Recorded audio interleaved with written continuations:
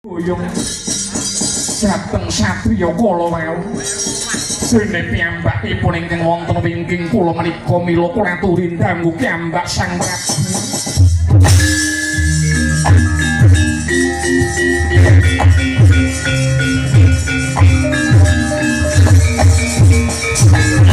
Satri sakaberanku ora nang kula genom beda sang reknaning bawana.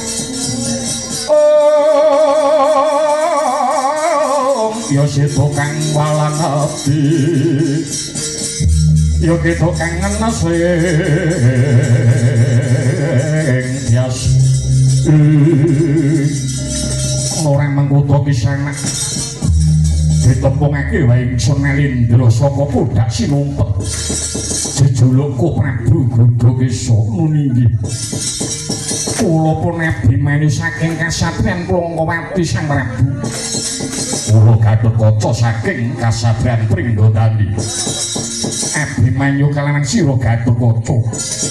Purhanana ingsun iki jejering Nalindra ingkang ora peputra marmani sira ndak boyong ana negaraku kene. Sira bakal sumengku putra angkat lan ingsun pasrahe rumeksa wujuding Sekar Jati Wasisa Cangkok Kencana Mulya. Jeneng sira saguh apa ora minangkani apa kang dadi dawuh ingsun iki nuninggi. Menapa ingkang dados dawuh paduka badhe kula islaken saking kepareng paduka ingkang sinuwun yen kaya mangkono aja kesuwen gawe. Jeneng sira sakloro ndak kanthi manjing ana ing Taman Sari. Negoring pudak sinumpet bakal suntuduake ana ngendi dununge Sekar Jati Wasisa Cangkok Kencana Mulya dina iki Abimanyu.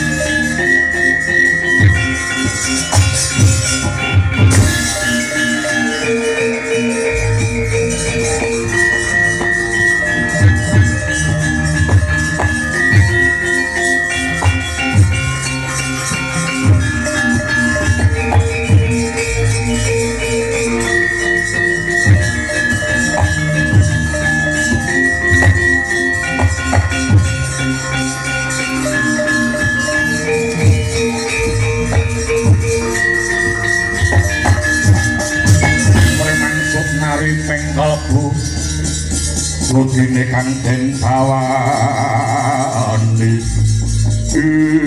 Kakang Mas Sugiyaya Abimanyu menika Sekar Jati Wasisa Cangkok Kencana Mulya ingkang kinarsaken minangka bebono badhe gaya wujudipun Jamus Kalimasada. Ya Yayi ya iki sing diupadi dening Siwa Semar Badranaya. Lajeng prayoginipun kados pundi Kakang Mas? Dina iki pun Kakang lan Siadi dipasrahi supaya golek bebono wujuding Sekar Jati Wasisa kalawan Cangkok Kencana Mulya ning diupadi wis bisa ketemu ana mapan kene prayogane ayo. Dina iki dipethik lan diaturake marang Kyai Semar Badranaya.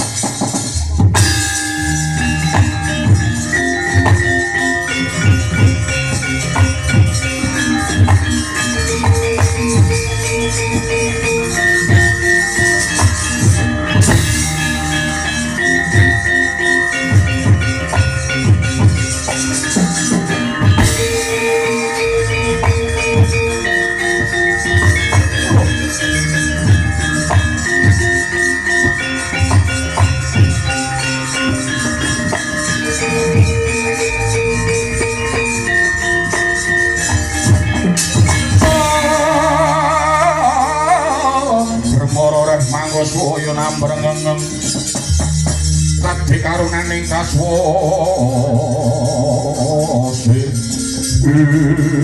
mumungsa muring tata jebul sipating maling aguna ingkang Sula mlebu ana ing Taman Sari Pudak Sinumpet. Abimanyu ora kena dipercaya. Dewi Siti Ragen wonten timbalan ingkang adalu jebul tinemune wujuding maling aguna. Jarine ngaku yen Abimanyu kalawan Gatotkaca kuwi sipating satriya. Jebul panjalmaning iblis wani nyidra wujuding Sekar Jatiwasesa. Cangkok Kencana Mulya murang tata wani mejanani kalawan Prabu Gandakesa. Abimanyu ana ngendi playumu dina iki bakal tak bujung leganing atiku.